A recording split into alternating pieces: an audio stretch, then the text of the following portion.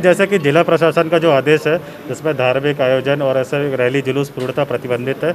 इसके साथ साथ जो मास्क का कंप्लायंस है उसके लिए भी स्ट्रिक्ट गाइडलाइंस है जिसका निर्देशों का पालन करने के लिए कहा गया है।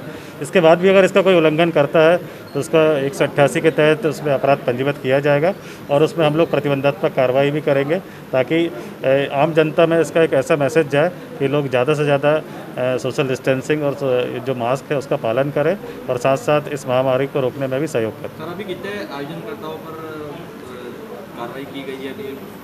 जी, लगातार ऐसे जो आयोजन हो रहा है, जो भीड़ से निकल रहा है, ग्रुप में निकल रहा है, उन पे कार्रवाई की गई है। पूर्व में भी थाना कोतवाली क्षेत्र में और अलग-अलग क्षेत्रों में धारा 188 की FIR दर्ज की गई है और उन पे प्रतिबंधात्मक कार्रवाई भी की गई है।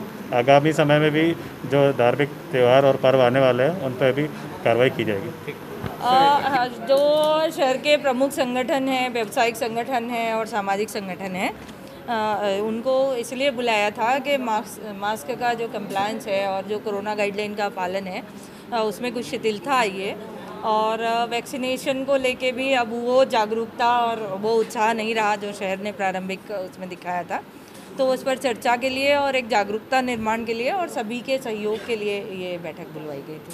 किस तरह के जो हैं लोगों से अपील की गई है, किस तरह से इस पूरे दौर में सबको अपना व्यवहार रखना है? जैसा कि अभी CSP साहब बता रहे थे कि हम लोग धीरे धीरे जो अनुशासन था उसको छोड़ रहे हैं, तो जो भीड़ भाड़ है वो बढ़ रही है। जो सामाजिक और सांस्कृतिक और धार्मिक जगहों में भी, इवन बाज़ार में भी अनावश्यक लोग भी टहल रहे हैं।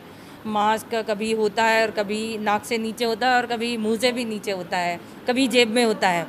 तो इस सब को लेके एक जागरूकता निर्माण के लिए था कि सभी संगठन जो उनसे संबंधित लोग हैं उनमें मास्क का कंप्लायंस स्ट्रिक्ट करें।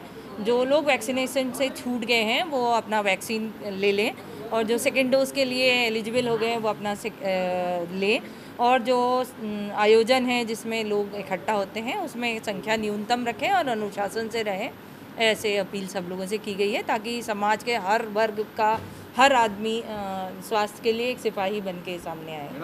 कार्रवाई की बात की जा रही है तो किस तरह की अभी की यदि वर्तमान की बात करेंगे तो अभी हमारे यहाँ पिछले 1 महीने से ज़्यादा समय हो चुका है 0 केस है।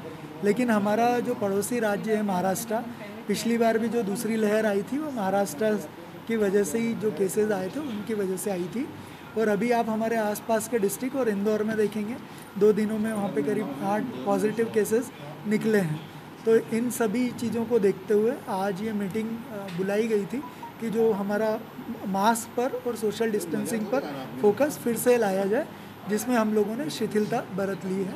और यदि हम लोग इसका पालन नहीं करेंगे तो तीसरी वेव को, थर्ड वेव को आने में टाइम नहीं लगेगा। 2 गुना बेड करीब हम लोगों ने अभी रेडी कर लिए हैं जिनका आवश्यकता पड़ने पर यूज़ किया जा सकता है।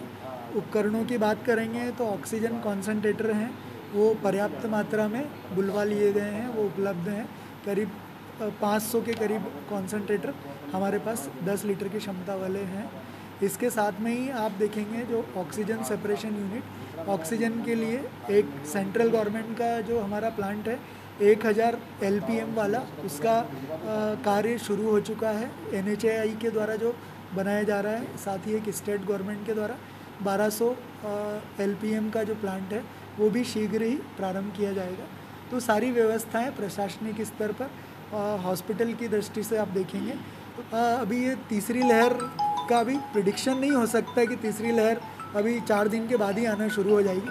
हमारे व्यवहार पे ही डिपेंड करेगा कि हम लोग कैसा कोविड अप्रोप्रिएट बिहेवियर कर रहे हैं या नहीं कर रहे हैं। अभी फ़िलहाल में तो दिखाई नहीं दे रहा है, इसीलिए ये मीटिंग बुलाकर और सबसे अपील की गई है कि सभी लोग मास्क पहने और सोशल डिस्टेंसिंग फॉलो करें। सस्पेक्टेड केसेस हैं जो कि रैपिड में पॉजिटिव आए हैं, इनका आज RT-PCR टेस्ट फिर से भेजा गया है। यदि ये पॉजिटिव आते हैं तो फिर इनका जीनोम सीक्वेंसिंग के लिए भी सैंपल भेजा जाएगा। हमारे ज़िले के नहीं हैं जो दोनों संदिग्ध हैं।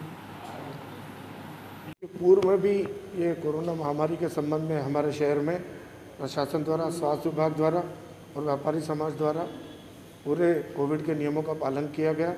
और तीसरी लहर की आशंका को देखते हुए आज जो प्रशासन द्वारा यहाँ पर मीटिंग आयोजित की गई थी उसमें हमने उन्हें विश्वास दिलाया है कि समस्त व्यापारी समाज इस बात के लिए पूर्ण तरह सतर्क रहेगा। और मैं पूरे व्यापारी बंधुओं से अपील करता हूँ कि कि अपनी दुकानों पर नो मास्क नो एंट्री का बोर्ड लगाएं और आने वाले प्रत्येक ग्राहक को प्रेरित करें और अपनी सुरक्षा के लिए, अपने शहर की सुरक्षा के लिए पूरी तरह सतर्क रहें और इस तीसरी लहर को आने से रोकने के लिए अपना जो भी प्रयास कर सकते हैं, कोविड के नियमों का सख्ती से पालन करें।